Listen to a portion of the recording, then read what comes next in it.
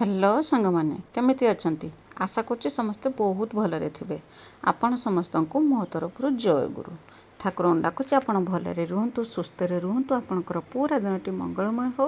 आ भलरे भलरे कटि जाओ। तो मु भी भलरे अछि सबदिन भलिया हे आउटे सुंदर ब्लॉग आरंभ आ ए सुंदर ब्लॉग को मु पुष्प आपण समस्तंकु स्वागत करुछि।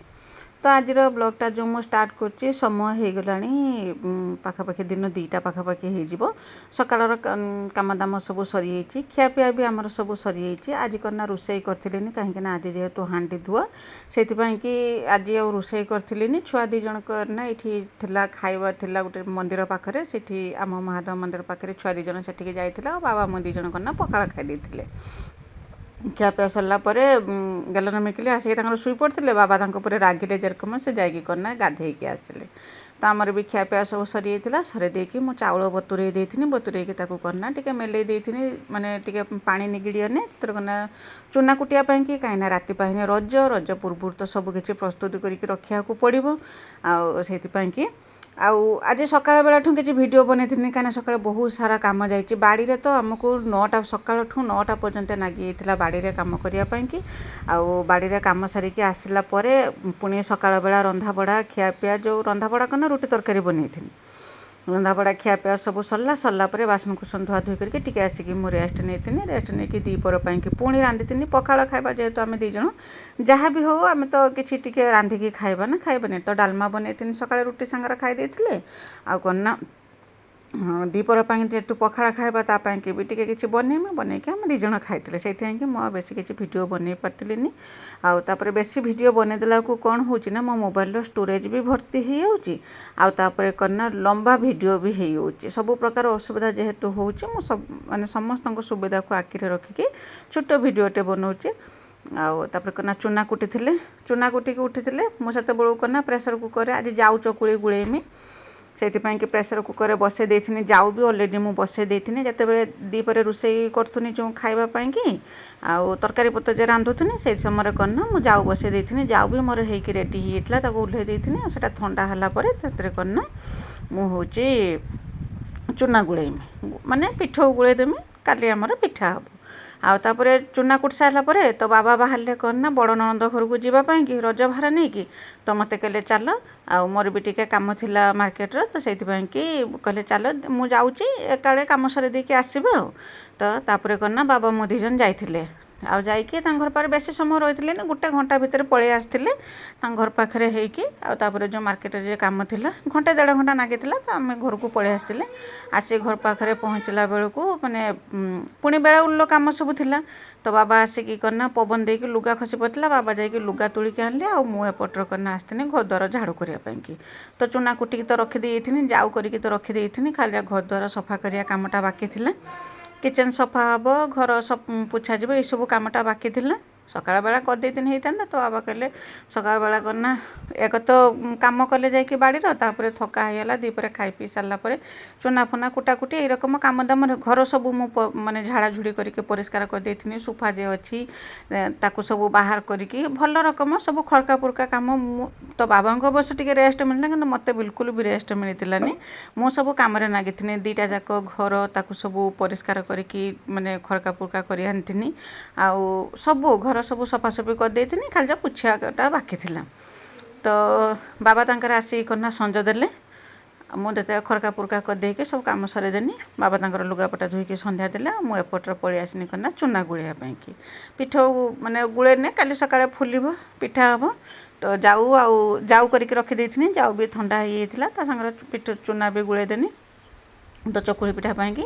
गुड़े गाड़ी रेडी करदेनी रेडी करदेकी मुझे जाइनी करना लुगापटा धोयापाई कि यही रकम कम व्यस्त थिला उषा बार आसने तो कम टे अधिका बढ़ी जाए कहीं सफासफी तापर जे उषा कि जे रकम पिठापणा भल मंदर से सब कम बढ़ी जाए तो पिठ गुड़े देकी मुझे जाइनी लुगापटा धोयापाई कि लुगापटा धोईकी आसती धोईकी आसिकी ये करना आंब आनी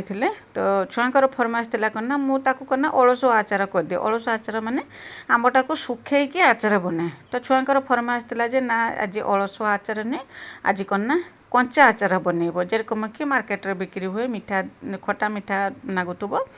तो कंचा आचार आज बनइब छुआर फरमाइश थी तो से मुझे आचार बनवाई बसई ता पूर्व मसला भी सब भाजिकी रेडी करके रखी आउ आंब को भी धुआ धुई करके सब रखीदे एवं कना आंबटा को काटिदेमी आ मसला तो सेपटर माने रेडी करके रखी केवल जा टिके तेल गरम करमी आ कना चीनी बस एतिकी काम बाकी अच्छे आउ कि ना तो आंब को काटी देकी आचार पकईदेमी छुआ भी खुशी होजे मु ए आचार करेनि ये जे मु तो बनई दिए किंतु खाऊँ खाऊँ से करना टे माने खराब हो जाए बारंबार कड़ा पका हुए पवन जाए माने जे हाथर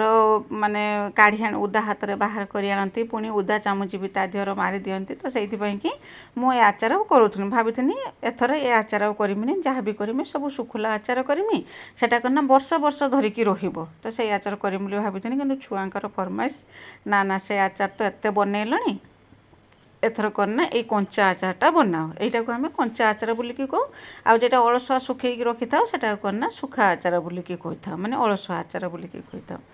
तो आंब को काटी देकी माने धोई देथिन जेहेतु से पानी ना काटिदेनी काटिदेकी चंद्रकन्या लुण हलदी दे देथिनी जी माने स्वाद मुताबक जी नागिबो ता माने जो अधिका करके देदेनी लुण अधिका हो गने भी खाई हेनी भल लगे किंतु आचार साधारणतः टिके लुण अधिका करके दिया हुए जोटा कि से बहुत दिन पर्यंत रहिबो आतापर करना मसला जो गुंड करके रखी ताकू दे देथिनी आउ नाली लंका गुंड टिके दे देथिनी टिके कलरफुल देखा हवा पई कि आउ जो करना जो चीनी की टिके सिरा कर देथिनी आ सिरा हो सारा पर देहर तेल दे देथिनी तेल दे देके ताको थिनी आस्थिनी ठंडा कर देथिनी ठंडा करके ता देहर दे देथिनी बस यही रकम सादा सीधा भाव में आचार सब तो मुझे रकम बनाए आ मसला देथिनी करना जी सब आमर मसला थिला लुण ना शुखिला लंका सोरिष जीरा पानमहुरी कला जीरा जुआणी मेथी एरकम जहाँ सब मसला थिला सब मसला को भाजी देकी गुंड कर देथिनी बस आचार भी बनैकी मोर रेडी हो गला तापर करना वीडियो एडिटिंग पाई जाइए आचार बनवाई कि बेसी समय लगी कहीं मसला तो माने आचार मसला तो अलरेडी मुझे बनईकी रखी थी जो लेंबू आचार जो बनई थी से बनईकी तो मुझे रखी थी आउ खाली ताकू टिके काटिया को पड़ला आंबर भी टांकुरा एत शक्त थिलानी सांगे सांगे काटी देथिनी काटी देकी तार आचार बनई देथिनी बनई जाइथिनी वीडियो एडिटिंग करने कि वीडियो एडिटिंग करके आपण पाखु पठे सारिकी आसथिनी राति रोषे करने कि बर्तमान समय होता 9:30 बाजी मते आज दिनटा मते बिल्कुल भी फुर्सत ना 9:30 बाजी